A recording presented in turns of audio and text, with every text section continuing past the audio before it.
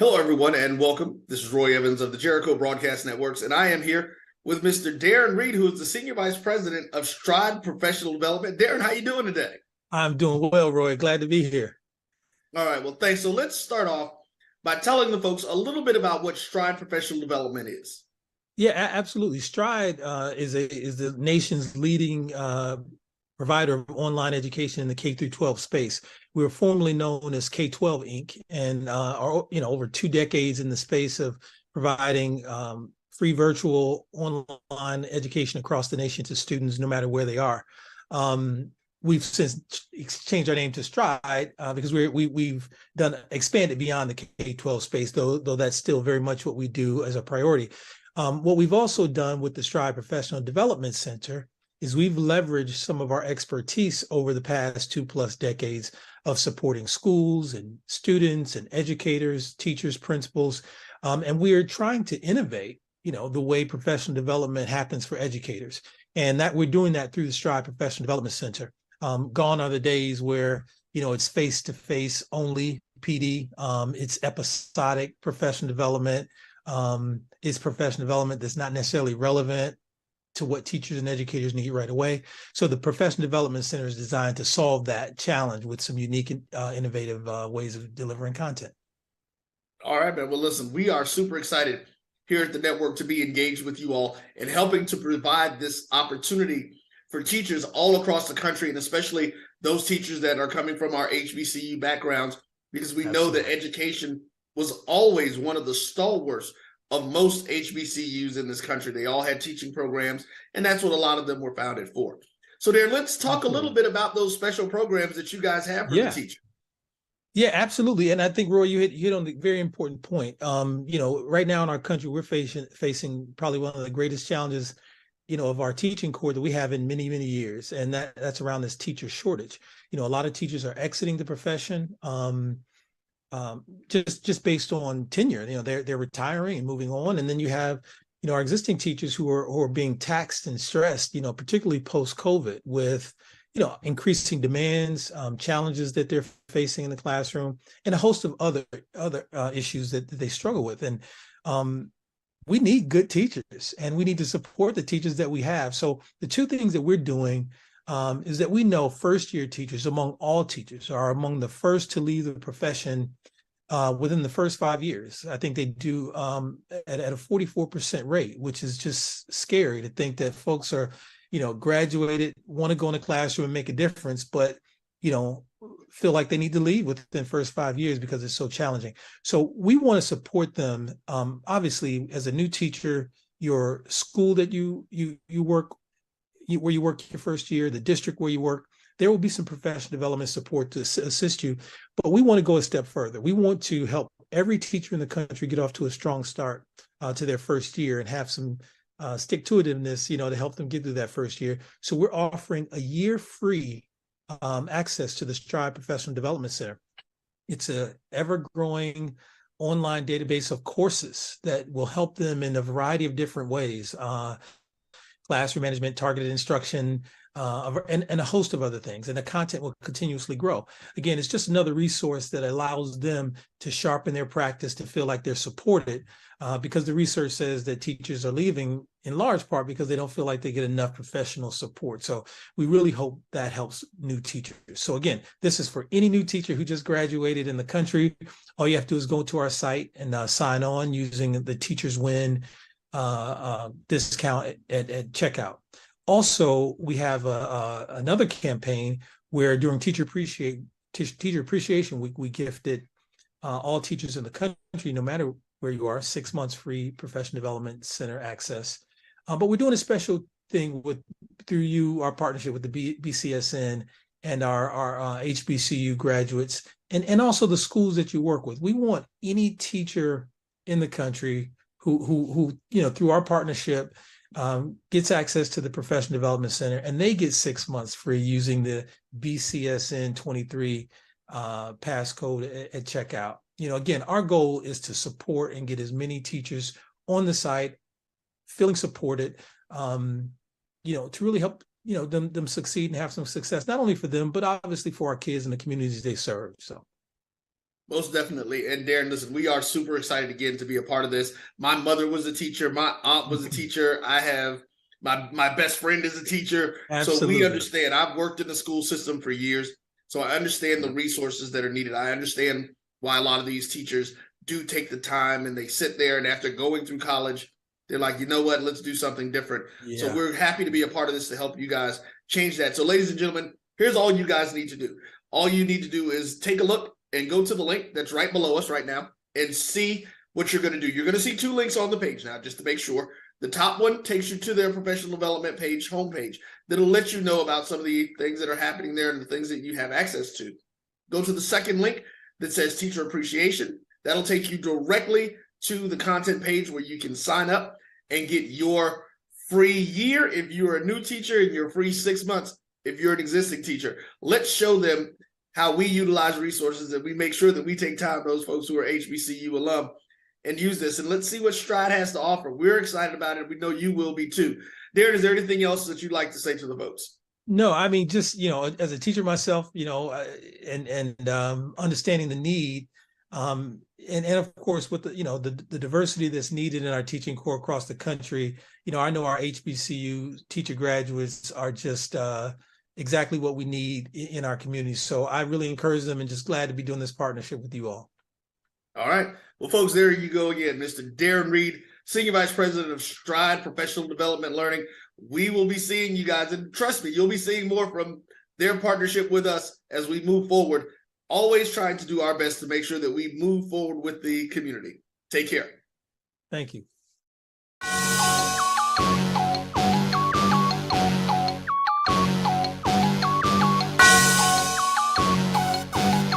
Yeah. I love my HBCU, and boy, I love it, I love it, I love my HBCU, and man, I hope my team they won one. Yeah. I hope my team they won one. Yeah. Man, I hope my team they won one. Yeah. I hope my team they won one. Yeah. I tune into the HBCU Sports Lab to see if my team won or lost. If they lost, I'm quiet as a mouse. But if they won, keep tab. I'ma do the dab, yeah. Dr. Cavil, he know what he be talking about. Mike and Charles, they know what they be talking about. They compress the analytic data with this hip hop. If you know them like I know them, they gon' tell you if your team, if they won or lost, and who the ball. So listen to Professor, yes sir, and pay attention, cause he gon' teach a lesson. This is Dr. Cavil's Inside the HBCU Sports Lab with Mike Washington and Charles Bishop. Mike Washington is still out on assignment. He said something about some message. I'm just getting used to it. I just said, send in the paperwork, man. Send in the paperwork. With that being said, we do have Mo Carter joining us. So we will have a great show for the lab listeners. So welcome to episode 431 Inside the HBCU Sports Lab radio show and podcast, the show that's covering the sporting HBCU diaspora. All things HBCU sports for institutions large and small, from the NAIA to the NCAA. We share insights and information on the HBCU sports culture, HBCU athletic aesthetics to facilitate the story of HBCU athletic programs and the business of HBCU sports. We simply just call it HBCU sports pedagogy. I'm your host, Dr. Kenyatta Cavil, along with my co-host, Mike Washington, Charles Bishop. We're filming from our home studios and sending a signal live. KQA 1230 studios with the Texas Radio Hall of Famer, multi-Hall of Famer Ralph Cooper in a beautiful home at Texas Southern University in Houston, Texas. Today's episode of Inside the HBCU Sports Lab is sponsored by THD Agency. THD Agency is a company that provides sporting and education consulting and data analytics. With that being said, man, I had the opportunity, Charles, as we was kind of chopping it up before the show as we go through our ins and outs and ups and downs. Mo Carter, he's a professional at this, so we just give him 1-2 nuggets and he's ready to go. We just learning from the trade. Charles is even taking it up to the next level. So I'm begging to keep up with these guys, just begging that they allow me to stick around. With that being said, Vernon Maxwell, NBA champion. Vernon Maxwell, some of them say one of the hardest individuals to guard. Michael Jordan, he said that today in terms of the toughest offensive person to guard. from his perspective as well. He spoke to Texas Southern University's men's basketball team. Among the different things he spoke about, he really focused on mental health, obviously his struggles in terms of mental health and why it's such a passion for him to pass it on to young folks, particularly people that look like him, meaning African-American men, Black men, young men. He also talked about while he was in Houston and how many of the Houston Rockets passed when he was here, and even current players quietly like to sneak over to Texas Southern University and watch the men's basketball program. He said they did it all the time back then. Obviously, Granger was a member of that team putting himself up that's in the Raptors. And so he made that connection and made that happen. He says even the current players, it's a little more challenging for them in this current environment in terms of, so many people wanting to get autographs and they can't just sit around and do stuff, but they follow on TV. So that's my news of the week because that was pretty cool. So check me out on Instagram. I'll show you some of the backstories, pictures. I'm going to hold on to the video until later, but you can check that on KTSU as they got some film, 90.9, good stuff there. But it was pretty cool to see that. With that being said, Charles, I'm going to go to you. What's your thoughts on the news of the day? Yeah, let's take a look at some players of the week. We'll start in the CIAA as quarterback Isaiah Freeman, sophomore from Lincoln, Missouri. He was offensive player of the week in CIAA. He went 13 for 21 for 250 yards and 3 touchdowns. Touchdown catches of 68, 44, and 49 in the win over Post. We look at the defensive player of the week. My personal defensive player of the week, Shamar Graham, redshirt sophomore from Virginia Union. He had 17 tackles, Dr. Cavil, 17 tackles, 10 solo, 2 breakups in the win over Shaw. So CIAA offensive and defensive players of the week. Good stuff. Shout out to CIAA football players of the week as they on the grind and getting it going, boy. I will say this about the CIAA. It's a lot of folks. Go check out the website of those highlighted. They break down various positions. We just highlighted a couple of few of them because of the time in the show, but credit to the CIAA because they show love to a lot of players that are getting it done. With that being said, Mo Carter, what direction you want to go with? What's on your mind with the HBCU news of the week? Well, if you paid attention to my Twitter at Mo Carter Fox 54, I was at the weekly press conference for one Coach Connell Maynor of the Alabama A&M Bulldogs. First question, Coach, are you ready for this week when it comes to opening up the SWAC? And he was like, not only is he ready, and all of a sudden he just starts barking like a bulldog. I post that on my social media. All of a sudden, 50,000 views later, it continues to It's roll up to 50? Yeah, it's well past 50,000 on my Twitter, and I think close to 6,000 on my professional Facebook page. And then I get a message this morning, 2 messages, one from Yahoo Sports and another one from the ESPN assignment desk, and it was like, hey, can we use it? So this morning on SportsCenter, it was featured as they were wrapping up the show. You hear that, lab listeners? That's who we bring on the show. We bring on folks that are impactful to the HBCU world. I will say this, when I first heard it, I was like, man, he must have been talking with a couple of Omegas out there. He learned how to walk. Initially, that was my thought too, but I'm like, wait, no, Coach isn't frat. I know his wife is is an AKA, but he's not, any sort of frat or whatever. So he's just got the dog in him, which, runs deep, I guess, down up there on the hill with Alabama A&M. Yeah, that's said, well said. It runs deep up there on the hill. Yeah, exactly. So we'll see if they have a little bite this weekend. Absolutely. Huge game for both them and also for my alma mater. I actually did another show earlier this week, and they dubbed it the Mo Carter Bowl since it's my alma mater against the team primarily.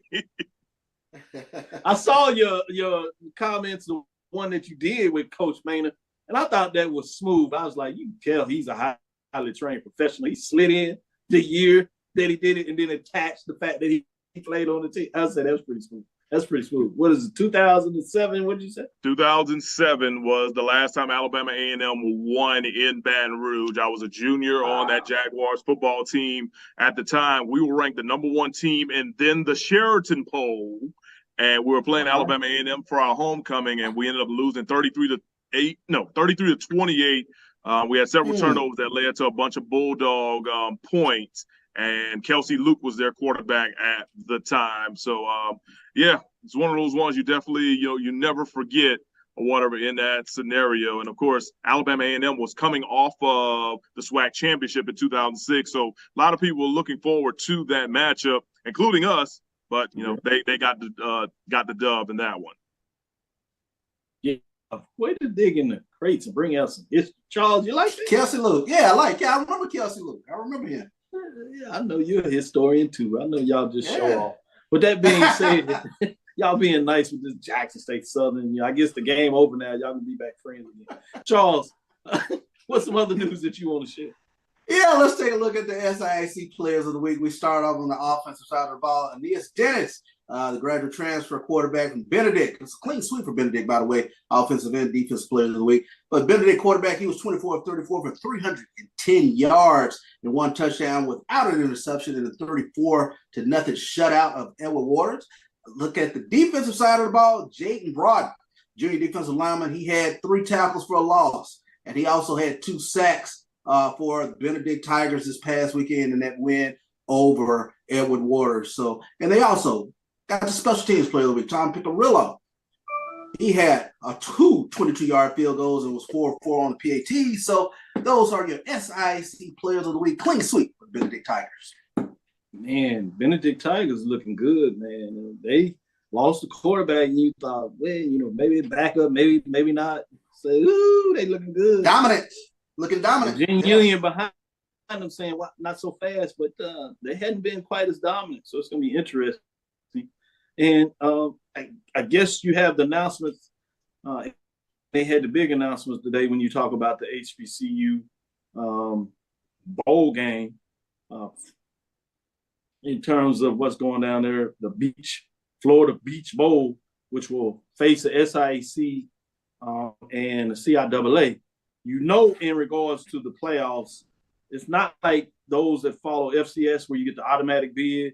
Obviously, the SWAC and the MEAC do not do that because they do the Celebration Bowl. That's not going to be the case for the SIAC and CIAA. The champions will not be in that. It'll be eligible for whoever, for the most part, does not go into the Division II playoffs, which is done by a ranking system, top 6. You be in the top 8, bump somebody out. You're one of the conferences in there. So it'll be interesting to see what that looks like, what type of matchup you have for it. Because the way things go, you might have a pretty good matchup. It will be interesting to see. Hope it works out well. We might get the commissioner, Dr. Holloman, back on to talk a little bit about his thoughts and some other things that are going on as the season prolongs. With that being said, HBCU Sports said some highlights to think about as Morgan State is a player in the MEAC. Maybe. Miles pulls off major upset of the week. We talked about that earlier this week. Benedict is off to a dominant start. These two gentlemen just said that was the truth. Killer turnovers for any program. Obviously, Morgan State looked like they were going to knock off an FBS program, an accurate late turnover. Did them in. Johnson C. Smith, Bowie State, same thing, 5 turnovers. Did them in against Davenport as they came back late to try to make that a game. Norfolk State forced turnovers for Hampton getting it done. West Virginia State gets over a hump as they beat up, and we can give you a little love on that as well. With that being said, let's take our first break. We'll come back on the other side. We're going to switch it up today a little bit. We're going to go into our major division band rankings, see what these two gentlemen think about the major division band rankings. And I got a little tease. It's another team at the top, marching band at the top. So stick with us, follow around. We'll give you the top 7, and we'll tell you who's the number 1. We'll see if Charles and Mo agree with me, if they're in line with me, or do they want to send me out to the marching band to get a little exercise and blow the horn. With that, we'll be right back after this break. That's a pretty tight spot. Watch this. Of course your Buick parks itself.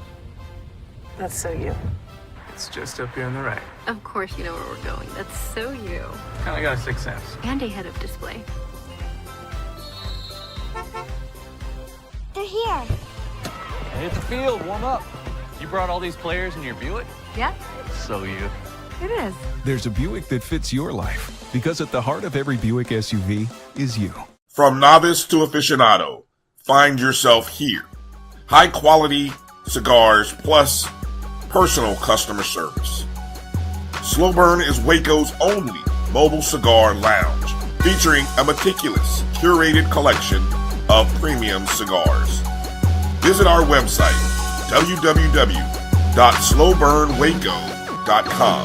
That's www.slowburnwaco.com. If you press the analytic data with your hip hop, if you know them like I know them, they gon' tell you if your team, if they wanna lose, and who the ball. So listen to Professor, yes sir, and pay attention, cause he gon' teach us. This is Dr. Bills inside the HBCU Sports Lab. We have none other than Charles Bishop, King of the Hill, Mo Carter, Fox 54 Sports, bringing us. I want to see what they think of my whole ranking, the marching sport, the bands, HBCU Sports. We're going to see what they think about the major divisions. Huge matchup this past weekend.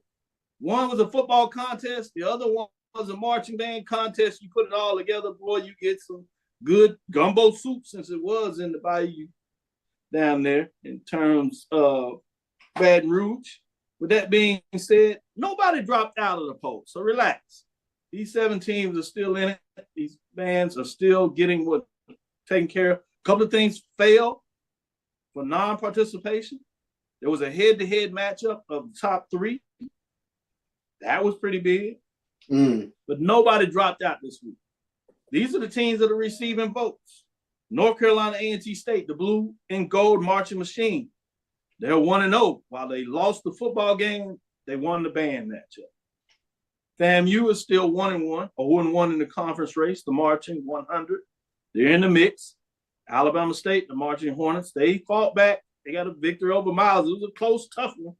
They took a major upset on the field, and it looked like they were almost going to take 2, but they pulled it out. At home, they got the mighty marching Hornets, got it done in terms of the band battle. With that being said, let's get into the top 7.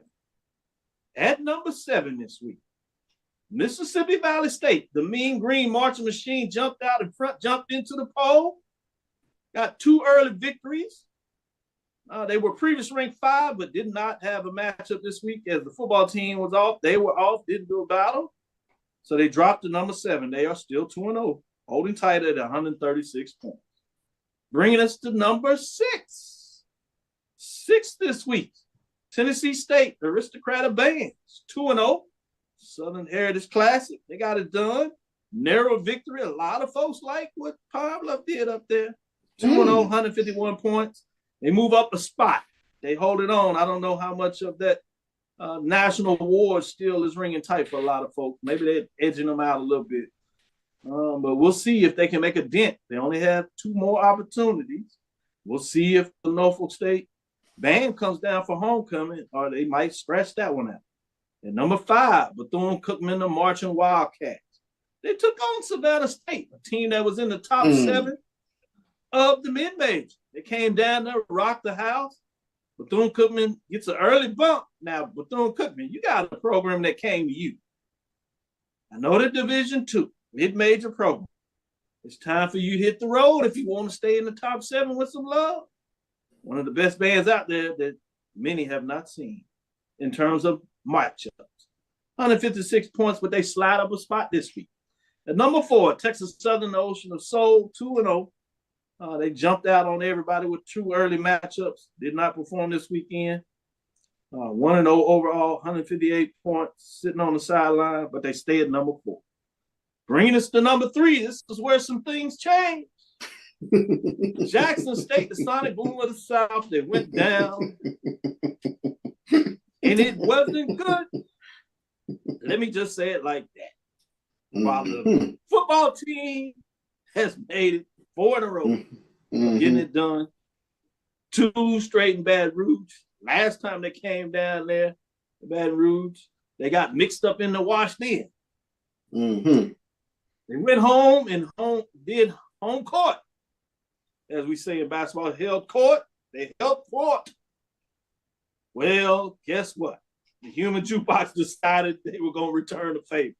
Then they mixed it in the mix with all that gumbo as they fed it to Sonic Boom of the South. Sonic Boom of the South falls 2-1. They're still 1-0 in the conference race. That was not a conference matchup in terms of what that looks like overall. We might change that.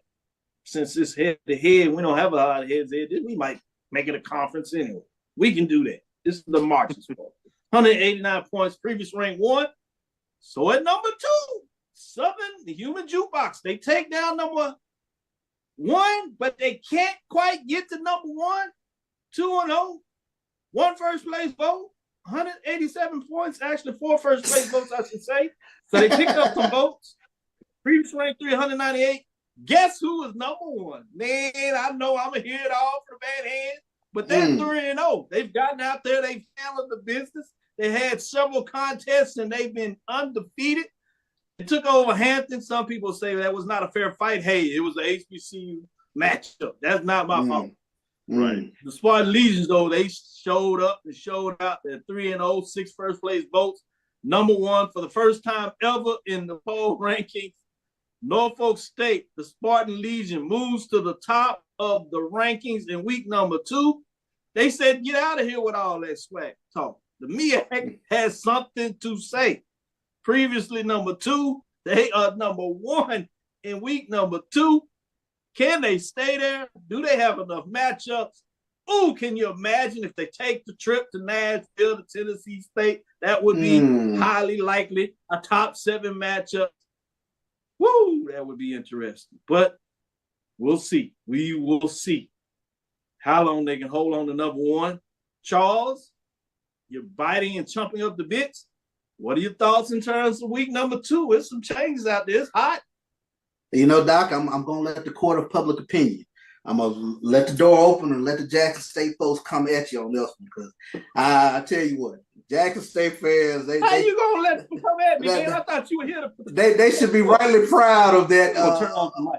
They should be rightly proud of their performance. 0 quarter and 5th quarter. In fact, 5th quarter, you know how normally the band's got to sit in the corner over there at A.W. Mumford. They moved the crowd out the way and got right in front of the Human Jukebox and went head to head. It was one of the better 5th quarters that I've seen in a long, long time. And I have to say, the Boom, I think you're wrong on this one. I thought the Boom got him. And you know how I feel about the Jukebox. You know how I love Jukebox. And I have to say, the Boom got him this time. I think they nipped him this time. I give you credit. They won the 5th quarter.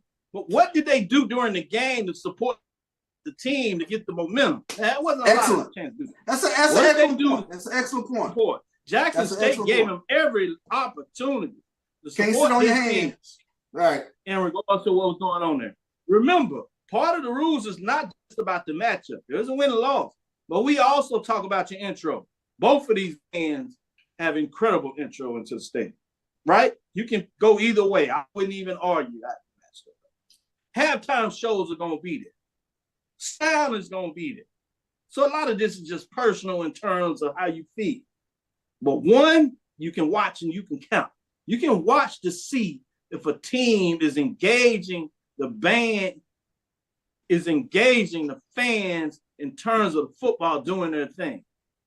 That is Southern big. Didn't have a lot of opportunities to do that. And when they did, they pushed that team and pushed them to at least do a little better than what they were doing. Because I'm not sure. It looked like they were going to get shut out in a lot of ways. They pushed forward.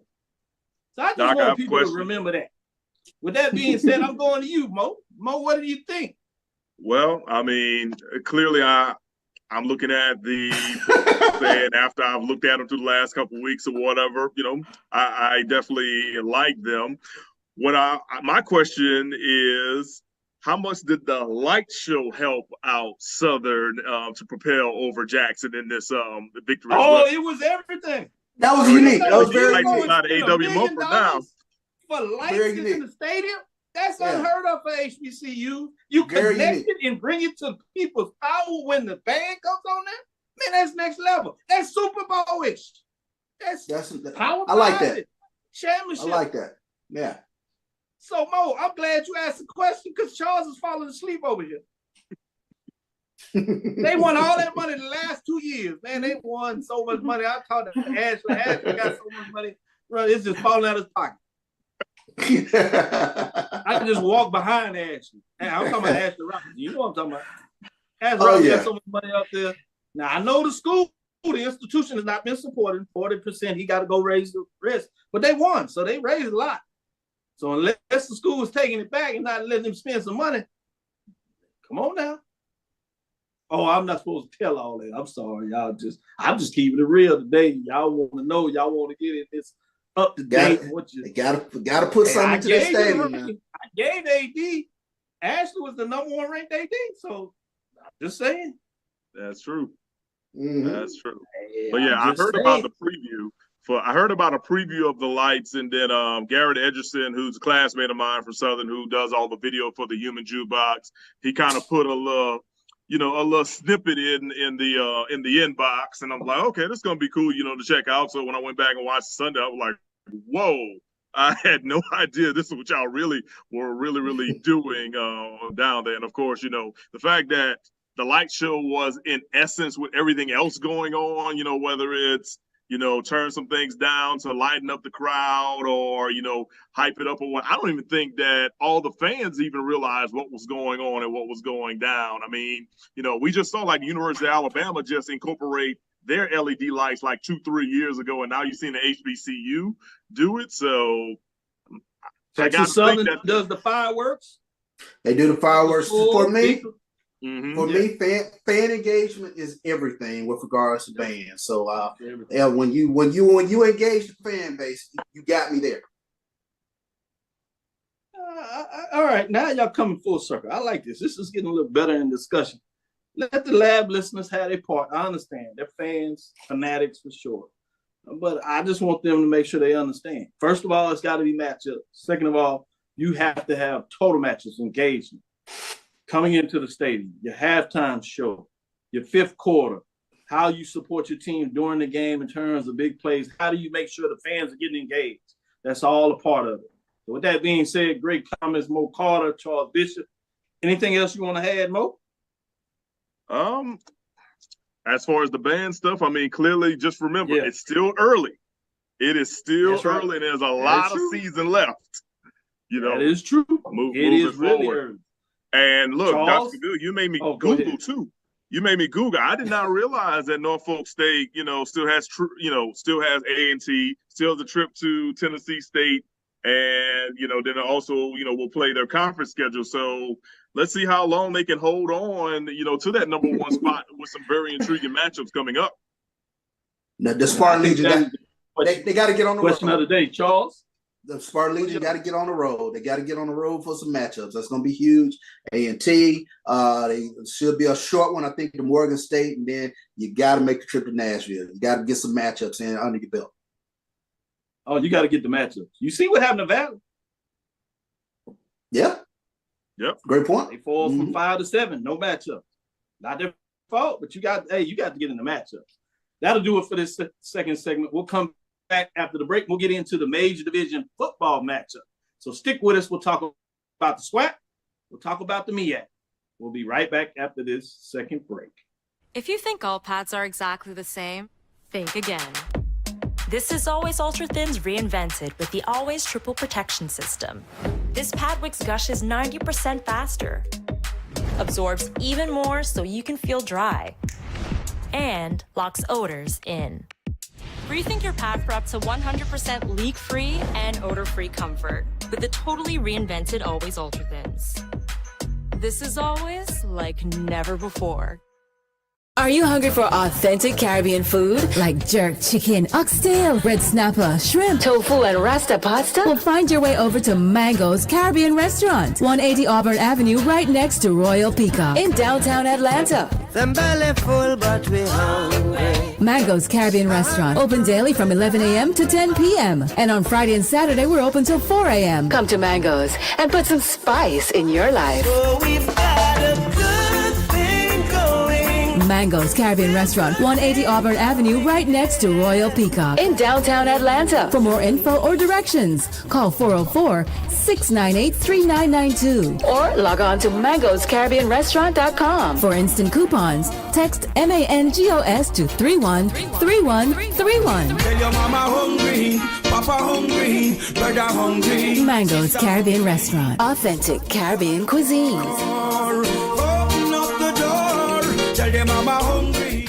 This is Brian Fulford. AD Drew and I are co-hosts of the BCSN Sports Wrap. We talk about all things related to HBCU athletics. From the games, teams, coaches, and fan interest stories, we cover it all. You can find our shows on Facebook at BCSN Sports Wrap, YouTube at MyJBN Online, and everywhere you listen to podcasts like Anchor, Spotify, Google, and Apple Podcasts. You can also find the show on the Jericho Broadcast Network's app.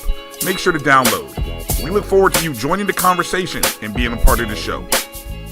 Compress the analytic data with your hip hop. If you know them like I know them, they gon' tell you if your team, if they want to law, and who the ball, So listen to Professor, yes sir, and pay attention, cause he gon' teach a lesson.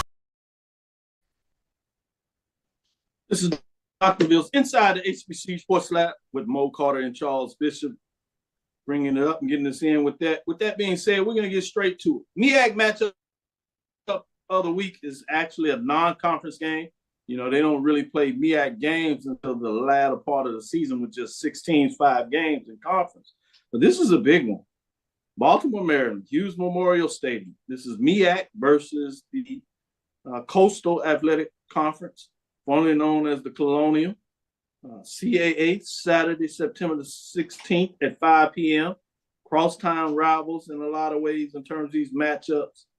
Morgan State, as we said, they let one get away last week. Will they bounce back? They also played well against Towson last year, but couldn't get it done. So this is another chance to see if they can make this statement. They had Towson at home last week. Now they're on the road. Number 3, Morgan State Bears, 1-1 on the season at Towson Tigers for this non-conference matchup, non-HBCU matchup between the HBCU and HWCU. Towson Tigers coming in 0-2 and 0-1 in conference play. I'm fascinated to see what Charles wants to say about this matchup first. It's a winnable game for Morgan State, and I'm starting to drink the Morgan State tea. This is a good ball club. They started out the year beating Richmond. Tough loss last week to Akron. I like the defense. They got some pieces on the defensive side of the ball. Jordan Toles, a MEAC player of the week this past week, had a great defensive game. And they got after the quarterback against Akron when I went back and looked at some of that game. So I think that this is a game, this is a winnable game for Morgan. Towson, they were picked to finish 9th in their conference out of a 14-team league. And I think Morgan can go in there and get the W. Mo, I want to see what you think about in terms of this matchup. But let me let you know this. There are 9 matchups between the MEAC and the CA this year. They've already played 3. Guess what the record is thus far? I'll Just go a little 1-2. tease. I got you. They're undefeated. They're 3-0. The MEAC has won the first 3 matchups. Well, they actually have 3 matchups today in terms of that it looks like. They have a matchup where the very own Morgan State defeated Richmond. You have the most recent one that a lot of folks focused on with North Carolina Central defeating North Carolina A&T last weekend. So that's a big one in terms of what's going on. But they continue to get it done. And then also last weekend, you have Norfolk State, after losing Virginia State to open up stuff, scared everybody to death in a lot of ways. They came back and defeated Hampton. So they're 3-0 in terms of the matchup. This week, they also have 3 more matchups. They have this one that I'm going to ask you to break down, but I want people to be aware. You have Richmond at Delaware State. That's a tough one. But you also have Howard and Hampton that we talked about on Tuesday. So you got 3 more. So by the end of this weekend, 6 of the 9 games will be played, and somebody, and if it's the MEAC, can take a commanding lead, or it can start to even out. Should be interesting to kind of keep your eyes on these MEAC games, but also particularly these MEAC versus Coastal Athletic Association CAA matchups. With that being said, I broke it down for you. You got Morgan State. HBCU program is ranked 3 in our pro rankings that we released on Tuesday. Towson, 0-2, as I said, 0-1 in the conference play. What do you say about this matchup, Mo? Well, the first thing I'll say is that for Morgan State, this is the perfect opportunity to basically just bounce back. Of course, everyone knows what happened last week against Akron. They had them on the ropes. They basically had that game in the bag, but critical mistakes down the stretch, decided to go in the favor of Akron and handed Morgan State an L at the end of it. So how do they bounce back? That is the big question. Do they kind of drag their feet into this game, or do they just kind of just shake it off and then roll and just say, like, all right, here's another prime opportunity for us to knock off knock off a team in a critical FCS matchup. And, if you're Townsend, for Townsend, I'm looking at the schedule right now. You played Maryland week 1.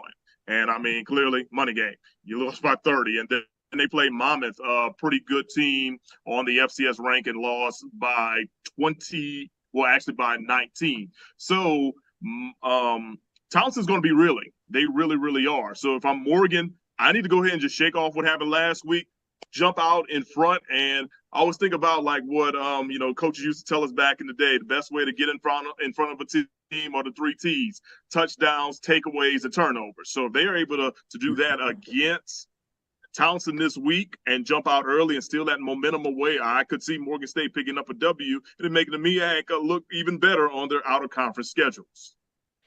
I like it. 3 T's. Takeaways, touchdown. Yeah, that'll work. You get that done. The thing about it is Morgan's defense is really playing well. You believe they're going to continue to play well. Can they get some momentum from the offense? They get a little more momentum from the offense, boy. You think people are talking about Morgan now? Wait until that happens. With that being said, we're going to transition. Now we have the HBCU SWAC Major Division Game of the Week. It is a conference game. It features Alabama, A&M, and Southern. So we're going to let Mo have the first dibs on this, but let me break it down. This is in Baton Rouge, Louisiana, A.W. Mumford Stadium with the lights, so they'll be showing out again. SWAC, September the 16th at 6 o'clock. You have a top 7 ranked Alabama A&M Bulldogs going on the road with a very tough team that is angry. Bulldogs come in at 1-1 and getting a win over Division II Lane this past weekend. Southern has played 2 SWAC opponents, but they do not count in the conference standings or race. They were non-conference games. So, again, this is their first matchup, but they come in 0-2. If I did my ranking index, they would be all the way down to 15 in terms of where I would have them amongst the 21 HBCU football programs. With that being said, Mo, what direction are you going in terms of Alabama A&M Bulldogs with Southern Jaguars? All right, so I'm slightly giving the edge to Alabama A&M in this one, and clearly, this is definitely hard for me to kind of make some things happen when it comes to both of these teams, because clearly they are both near and dear to my heart and also to my paycheck as well. But one thing, that's smart.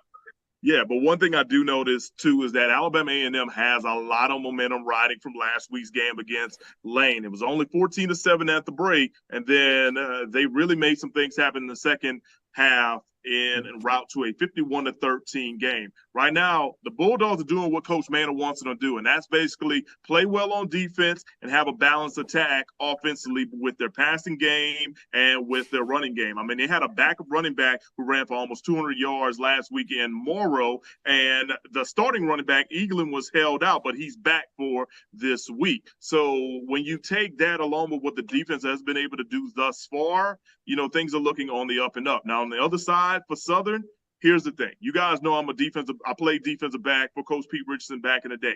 In 2 games, this revamped dog day defense has 0 turnovers. 0.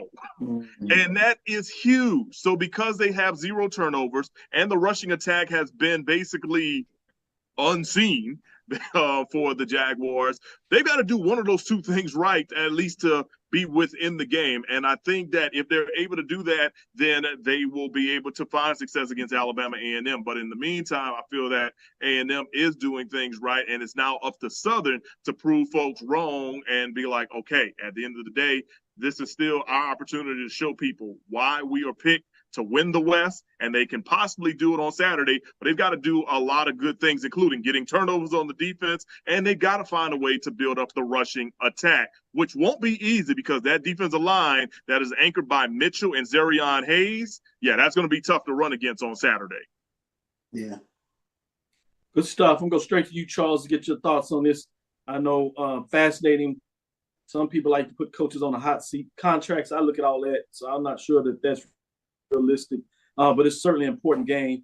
East has had the West's number. What are your thoughts in terms of this matchup?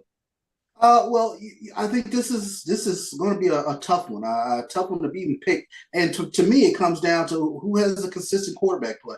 And I think Mo touched on it. Xavier Langford and Harold Blood, can they protect the football? What concerns me, honestly, is Southern's offensive line. They got a bevy of backs back there, but their backfield has yet to crack 75 yards rushing. And you go against another salty defense this weekend. So that it puts more onus on the quarterbacks to make some plays. With that being said, I love Alabama A&M's backfield with Morrow and Donovan Eagle. Donovan Eagle is a load to bring down. And a Southern defense is still, to me, reeling from Jackson State running the way they did last week. Herb Mulligan had close to 100 yards against Southern last week. But it's very hard for me to see this Southern team lose back-to-back games at home. I just don't quite see that happening. I'm going to go with Southern at home. This is going to be a close one. Special teams is going to play a big one in this one. Yeah, it's going to be fascinating to see how this all goes down. You had it perfectly. I'm looking at obviously all the matchups, but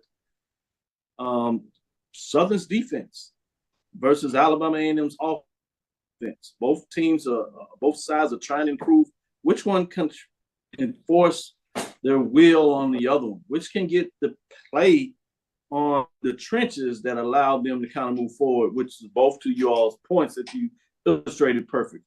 With that being said, we're going to go to our third break. We'll come back on the other side, get into some mid-major talk. We'll first do the marching sport, and then we'll get into some games of the week for the CIAA and SIAC. Stay with us. We'll be right back after this break. As technology continues to bring changes to the world of education, it's time we also reimagine teacher professional development. Gone are the days of one-size-fits-all learning that can only be accessed at a specific time and place. The Stride PD Center is an on-demand library of mobile-friendly courses that allow educators to learn anytime and anywhere. Our dynamic courses provide bite-sized learning and help educators advance their knowledge while also gaining professional development hours. The best professional development plans are those that include a level of flexibility and choice for educators. Whether you're a teacher, school, or district, visit us today to take charge of your learning. The Cavil Group is a Florida-based marketing and training consulting firm. We help businesses communicate to their target audience and engage them in conversation. We also help to expand their audiences, which will ultimately result in growth for those organizations. In addition to being a certified constant contact specialist, my colleagues and I are also certified in John Maxwell Leadership Principles. We use these proven principles to conduct workshops, training, and private coaching sessions for individuals and companies looking to take things to the next level. Contact us to schedule a free consultation. Issues today, don't delay, call Cavil. It's never too early to plant the seed, to share the tradition, and instill a sense of pride in your HBCU with your little ones. HBCU Pride and Joy Children's Boutique helps you share your school spirit with a wide selection of adorable kids apparel and accessories officially licensed from your favorite HBCU. Visit hbcupridejoy.com and follow us on all social media at HBCU Pride Joy on Facebook and Twitter. Press the analytic data with your hip hop. If you know them like I know them, they gon' tell you if your team, if they want to loud, and who the ball. So listen to Professor, yes sir, and pay attention, cause he gon' teach a lesson. This is Dr. Bill with Inside the HBCU Sports Lab. It's Charles and I. We're going to break it down and give you some mid-major action. We're going to get into marching sport for the mid-major. This year, we decided to give the mid-major, those Division II NIA programs, a spot of their own in terms of their top 7 like we do in the other sports, including football. So let's start this week as we have a team dropping out on the mid-major side for that loss of action. Not only did he drop down, they dropped out. It was a tough one. They got into it. It was a loss. Savannah State, powerhouse of the South Marching Band, They're 0-1 on the season after losing, getting on the road. Credit to them. They went and took it into action. So this gives them a chance to vote up. They were playing against and marching against Bethune-Cookman in that matchup as they got it done. Receiving votes this week, Kentucky State Mighty Marching Thoroughbreds are 1-0, 97 points. Did not participate last week, but they're on the board. Winston-Salem State, Red Seal Sound, 1-1, 94 points as they are still looking to see if they can crack the top 7. Albany State, Golden Rams Marching Show Band. These programs were in that top 7 when we looked at the preseason in terms of the top 10 rankings. But after week number 1, things changed and fell out. Let's see what happens. As we already told you, Savannah State, the powerhouse of the Stars Marching Band, fell out. So we'll see who jumped in. Let's go into number 7 to get things started. Central State, Invincible Marching.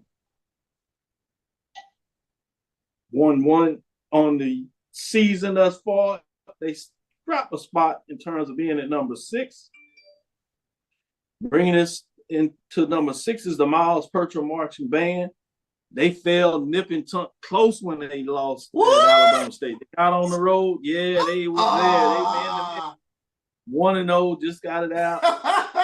Couldn't quite pull off the doubleheader. But look, are they taking that trip to Pine Bluff to help the team who's in another matchup on the football side? They get a chance to get a little more motion in there. They like to travel down there, Miles. I'm interested to see if they'll get on the road and get that matchup. That should be interesting. We'll see. 106 points. They drop a slot for that loss. So they didn't fall that far. They were previously ranked 5. So they're right in the business. The number 5, you have Talladega Marching Tornadoes. They fall a spot. Did not march last week. It's going to be tough for them to be able to keep things going. You know, they don't have a football program. Right. So they only have marching shows, and there's only so many band marchings that you get to take place. So it's going to be tough. But they deserve to get in there and do the mix because they are a tough band. So we'll see how long they can stay in the mix with that being taking place. And you have the fact mid-majors, you don't always see a lot of band matchups, so it might allow them to stay in the mix. And number 4, sneaking out of here is Clark Atlanta, Mighty Marching Panther Bands. They got it done, came on the stage, unveiled new uniforms in terms of the drum majors. Getting it done against Fort Valley State in terms of that matchup. Took them down, close matchup, but they got it done. Clark Atlanta 1-0, won first place vote in terms of how sharp they were. 116 points were not ranked. They jumped all the way up to number 4 and take away a vote. At number 3, Virginia State Trojan Explosion, 1-1 on the season. They stay at number 3, won first place vote in terms of what they're able to do with 133 points. Looking good. We'll see what that means. Can they stay there? You got to get some action. As you see, Charles, not a lot of action at the Division II level. Langston Marching Pride. This is another one that's a good band. Yeah. Are they going to get enough of it in terms of what they're going to do when you look at number 2, Langston Marching Pride? They only have a couple of HBCU matchups, so it'll be interesting to see what they look like. 1-0 when you talk about Langston Marching Band at number 2. 2 first place votes in terms of what they look like getting it done. They continue to move forward. And I should say 1 first place vote, as they did lose 1 for not marching this weekend. 138 points, previous rank 2, they stay there. Let's get to number 1. Number 1, there's no change on the mid-major side. Benedict Marching Tiger Band of distinction with just not a lot of bands marching. They were able to hold on, even though they just come in at 1-0. They did lose a vote. They had 4 votes, so you see some things changing. They better find a way to get in the mix. 143 points, 1 first place thing. The thing that's nice about Benedict, the football is playing well. So they get a chance. They're going to get cameras on them. They're going to get some big-time matchups. But they got to find a way to get on the road. You got a good football team you can go and support. Yeah. In terms of bringing it and being the shine. So it's going to be fascinating to see, will they do that and be able to stay at number 1? Charles, I'm intrigued to see what you have to say about this top 7 this week. 1 team dropping out, not a lot of rankings. But then the second part, I'll come back and ask you another follow-up question. Well, I like the correlation. When the football team is good, the band gets that recognition as well. And that goes hand in hand with the poll. And that being said, Miles, I think, is going to be one of those bands. They're going to keep shooting up week to week to week to week. I need them to get on the road this weekend because I thought they got Alabama State this past weekend. I really did. I thought that was a good show. Even when you take a look at the looking at them going head to head with Alabama State in the stands, I thought they was, Miles has a lot of swag in him. So I like watching that band. I think that's one of those bands to keep an eye on. That's just all they're gonna do is week in, week out matchups. They're gonna take down band. What do you think about these mid-major matchups in terms of traveling, getting on the road? Oftentimes, they're not quite spread out. I know the SIAC, when you think about it, it may be when you look at the divisions, but within your division, we say that with the swag, to be honest, in terms of that, that's a chance to really load up on some matchups to support your team. I love what you said when you talk about previously in the SIAC, when you think about it from a divisional alignment. You have Benedict over there in the East. Even though they do not do the division alignment for football this year, I want to make that clear. We understand that.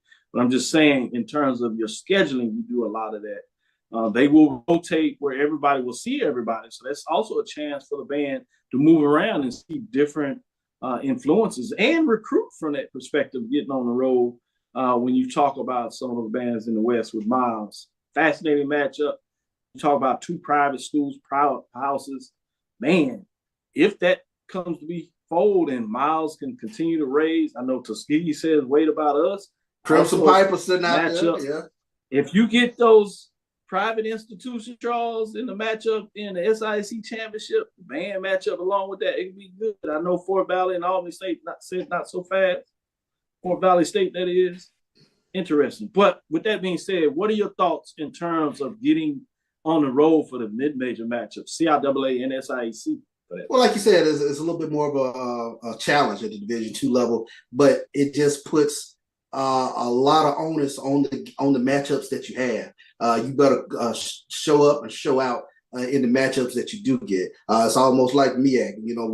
When you get those matchups against the conference foes, you better go. You better go hard. So you better make it happen. So that's why I'm keeping an eye on Miles, because I think they're just one of those programs, not just with the football team, with the band. They continue to shoot up the polls. And you're talking about John Grant and this National Battle of the Bands. You see an article should be coming out that talks about the band and what they mean. Great article that showcased, for that matter, Texas Southern University and the band director there, among others, getting in there talking about the culture and importance. But now you have a national championship, and you're going to represent both areas, the mid-major and the major division. So not only are those matchups important in just recruiting and galvanizing for the poll here in terms of what we do, but now you have a chance to travel to participate in a Final Four of the HBCU marching sport bands in Atlanta the Friday before the Celebration Bowl. A lot of folks will be traveling in town, so a lot of people you can imagine will be there to watch those matchups. So you're right. Each of these matchups become even that more significant in terms of and for me, when you get these matchups, I think the key for these band directors, number one, be creative, because with social media, with YouTube, everybody gets an opportunity to see everybody week in, week out. So as creative as you can be from week to week, it goes a long way. And again, be that 12th man for your football team. When you engage the fan base, it means everything. And sometimes, you know what that means? It means playing tunes that the majority of people know and understand and have heard before, because it's instant fan engagement. You and I saw it, MEAC Swag Challenge. Jackson State plays What's Love Got to Do. They got the whole stand singing with them. So it's fan engagement. I'm big on it. Yeah, gotta have it. So well said. With that, we'll take our last break. We'll come back on the side. We'll talk about the mid-major matchups. We'll go inside the CIAA, SIAC. Some good games on tap. We'll see what Charles has to say about that. Stick with us. We'll be right back after this last break. You see, Head & Shoulders has Scalp Shield technology, protects against flakes even between washes. It's never not working. Kind of like us. We're never not working. Number 15? That's my rub. Ooh, nice. Never not working. Never, ever, never, ever not working. Welcome, everybody, to Juneau, Alaska. I don't like this one. Me neither. Let's get out of here. Dandruff protection that's never not working. Head and Shoulders Scalp Shield technology. When you're looking for the latest information on Southern University sports, the Southwestern Athletic Conference, and HBCU athletics, there's only one place to go. Tune in to the Carlos Brown Show, exclusively on the Black College Sports Network. T. Madden and Associates is a sophisticated and experienced law firm located in your neighborhood. We're turning injury to cash. T. Madden and Associates obtained almost $2 million for my injury. They turned my injury to cash. Now, we can't guarantee how much your injury is worth, but we've recovered millions for our clients. Call T. Madden and Associates at 833-PAID-123. That's 833-PAID-123.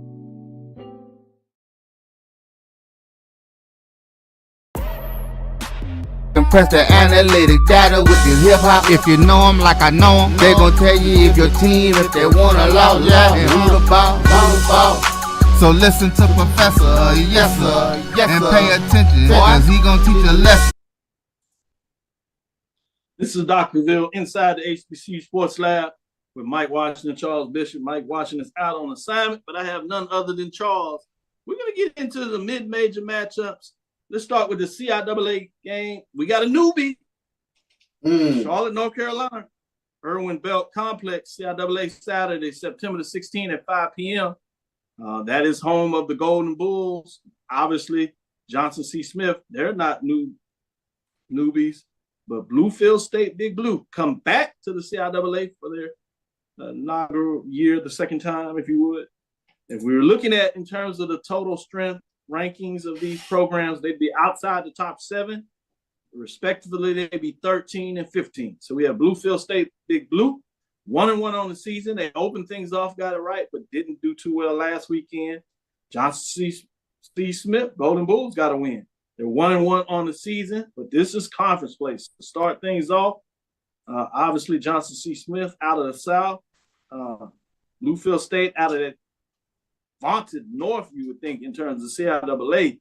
So it's not just important to get a conference win, but if they want to stay in the race early, they got to take advantage of what they might be able to do against the Southern Division of the CIAA. With all that said, Charles, what are your thoughts in terms of the matchup between the Bluefield State Big Blue and Johnson C. Smith Golden Bulls? I hope Johnson C. Smith brought their DBs or bring their DBs to this game, because I think Bluefield is going to go up early and often. I mean, you take a look at it even this past week, Bluefield State's quarterback, and forgive me if I pronounce his name wrong, but Jaque Hart, 47 attempts, had 2 touchdowns, 19 of 47 in terms of touchdowns. But you see they throw the ball quite a bit. But I like Johnson C. Smith at home, and I think Johnson C. Smith will get the W over Bluefield State. Can't let a newbie come in and house your crowd. We always used to say that with step shows. Can't let them house your crowd. So I'm looking for Johnson C. Smith to get the W. Good points. I do want to give a shout out, a little courtesy here. I noticed outside of this matchup, Bowie State, when you talk about the Touchdown Club Football Player of the Week honor roll, Uvale Paul Jr. out of Bowie State. That is the DC Touchdown Club Washington Metro College Football Player of the Week honor goes to Paul Jr., and that is Uvale Paul Jr. With that being said, let's transition over and get into the SIAC mid-major division game of the week. Ooh. I thought this was intriguing, and I know this is not a conference game, but work with me on this. This is a top 5 mid-major matchup when you talk about the Miles Golden Bears. They just got a huge victory of Alabama State. Everybody has talked about. They go on the road. So this is back-to-back weeks. And they have a chance to make a huge statement. Pine Bluff has a chance to make a statement of their own coming out of SWAC. We talked about those matchups. Right now you have the SIAC with 2 wins against SWAC teams. You have CIAA having 2 wins against MEAC teams. When you talk about that overall, got a couple of Division II games this weekend, actually 3 games to be specific. But this is a key. Pine Bluff, Arkansas, Simmons Bank Field, SIAC against the SWAC, Saturday, September the 16th at 4 p.m. Again, mid-major ranked number 5 Miles Golden Bears, 2-0 season. at Arkansas Pine Bluff Golden Lions, 0-2 on the season. Played pretty well, but they played the FBS program a couple of weeks ago. Played a tight one where they came back close and had a chance to tie the game with the field goal that was blocked. So that score, for folks that didn't watch that, they see that a little more lopsided than it really was in terms of at least the final score where they won.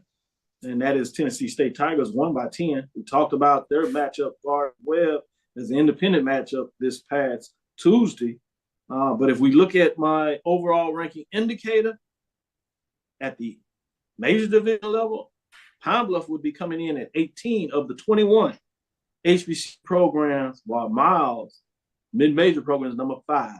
Take away, Charles. I've done everything on my side. What do you think about this matchup? Man, I was sitting here looking, this is going to be a good one because I'm trying to figure out, can Lightning strike twice with regards to an SIAC team knocking off a SWAC team? That's a good win Miles had against Alabama State last week. Rivalry game. So I take that into, or at least I think Miles playing with a little bit of a bigger chip on their shoulder coming into that game versus Alabama State.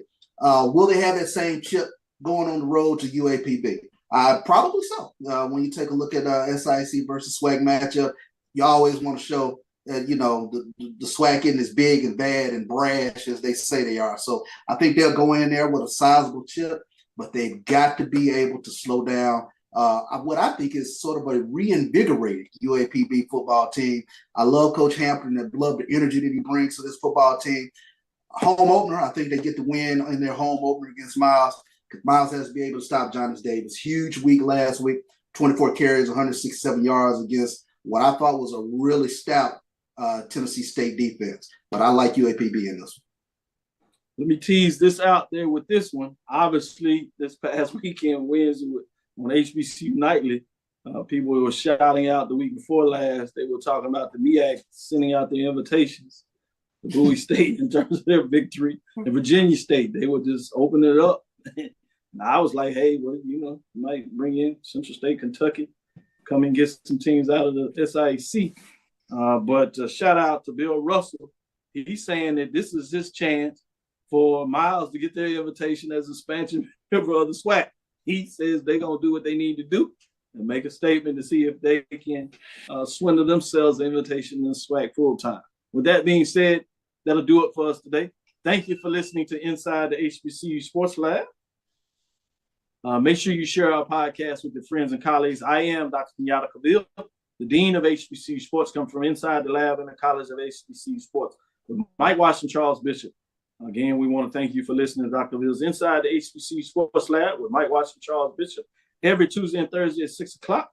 We look forward to Sunday morning, when we give you the latest, the breakdown of what took place on Saturday. Charles will tell you who's on the ledge, who's not. He'll tell you who can walk off, who can't. And we'll get the team and others to tell you as well. With that being said, follow me at Dr. Kenyatta Cavil, DrKenyattacavil. That's on Twitter, Facebook, and Instagram. DrKenyattacavil. Inside the HBCU Sports Lab 1 on Twitter, or formerly Twitter is currently X.